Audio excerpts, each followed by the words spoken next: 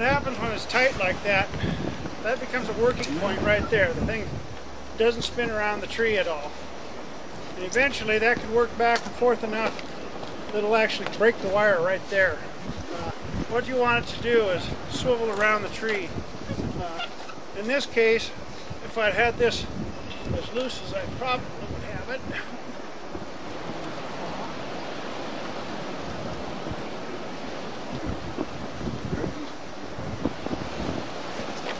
so this way it swivels a lot easier. Now there's just enough of a knob here that it might stop that from going on down further, and he'll just keep fighting it and working around. You'd end up probably wrapped around this clump right over here with the rest of the snare. Once he's wrapped around that, he's pretty much had. There's not much pressure going on that. All the pressure ends up at that location.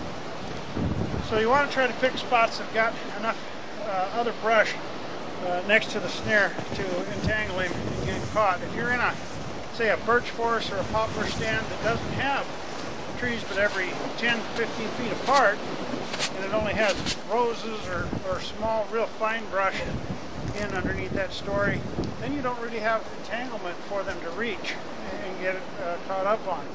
Then you're dependent entirely on this anchoring position to take all the strain. So you can see this one's wiggling pretty good on me, but if I had one that diameter, I'm not going to be able to make that thing wiggle. You see, it's going to be almost like a solid post. That's going to put a lot of pressure on these stops and on the wire and every part of the snare. You know, when it can wiggle like that, that's quite a bit of spring.